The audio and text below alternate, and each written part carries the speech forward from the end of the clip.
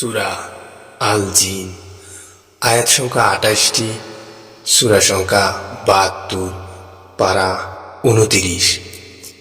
বলুন, আমার প্রতি ওহী নাজিল করা হয়েছে যে জিনদের একটি দল কোরআন শ্রবণ করেছে। অতঃপর তারা বলেছে, আমরা বিস্ময়কর কোরআন শ্রবণ করেছি, যা সৎপথ প্রদর্শন করে, ফলে আমরা তাতে বিশ্বাস স্থাপন করেছি। আমরা কখনো আমাদের পালনকর্তার সাথে কাউকে শরীক করব না, এবং আরও বিশ্বাস করি যে আমাদের পালনকর্তার মহান মর্যাদা সবার ঊর্ধ্বে। তিনি কোনো পত্নী গ্রহণ করেনি এবং তার কোনো সন্তান নেই। আমাদের মধ্যে নির্বোধেরা আল্লাহ তাআলা সম্পর্কে বাড়াবাড়ি কথাবার্তা বলতো, অথচ আমরা মনে করতাম মানুষ ও জিন কখনো আল্লাহ তাআলার সম্পর্কে মিথ্যা বলতে পারে না। অনেক মানুষ অনেক জিনের আশ্রয় নিত, ফলে তারা নিজেদের আত্মগম্ভীরতা বাড়িয়ে দিত। তারা ধারণা করত, যেমন তোমরা মানবেরা ধারণা করো যে মৃত্যুর পর আল্লাহ তাআলা কখনো কাউকে পুনরুত্থিত করতে পারবে না। আমরা আকাশ পর্যবেক্ষণ করেছি, অতঃপর দেখতে পেয়েছি যে কঠোর প্রহরী ও উল্কাপিণ্ড দ্বারা আকাশ পরিপূর্ণ।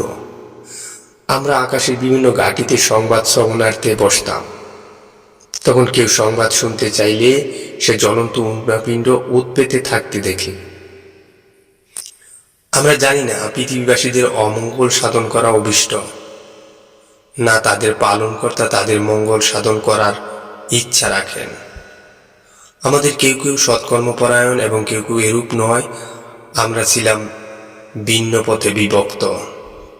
আমরা বুঝতে পেরেছি যে আমরা পৃথিবীতে আল্লাহ তাআলাকে পরাস্ত করতে পারবো না, এবং পলায়ন করেও তাকে অপারগ করতে পারবো না। আমরা যখন সুপথের নির্দেশ শুনলাম, তখন তাতে বিশ্বাস স্থাপন করলাম।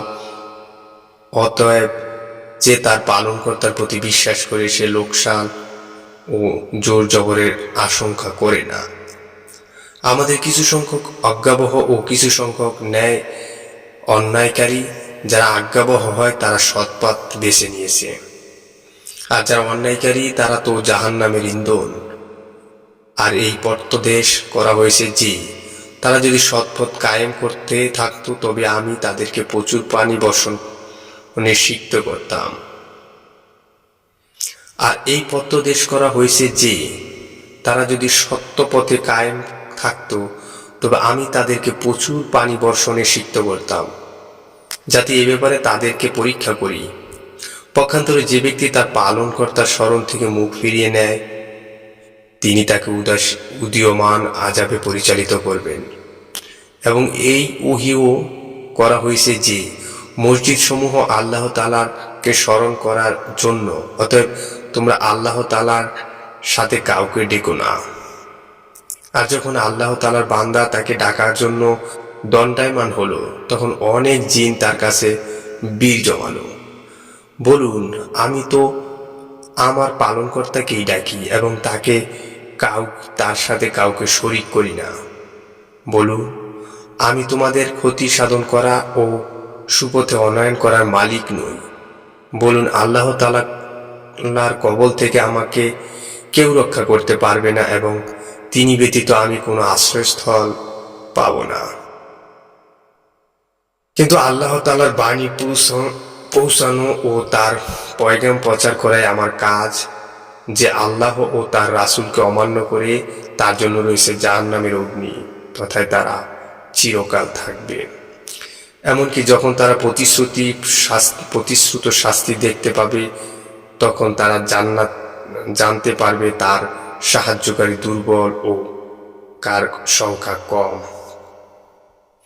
বলুন, আমি জানি না তোমাদের প্রতিশ্রুত বিষয় আসন্ন না আমার পালনকর্তা এর জন্য কোনো মেয়াদ স্থির করে রেখেছে।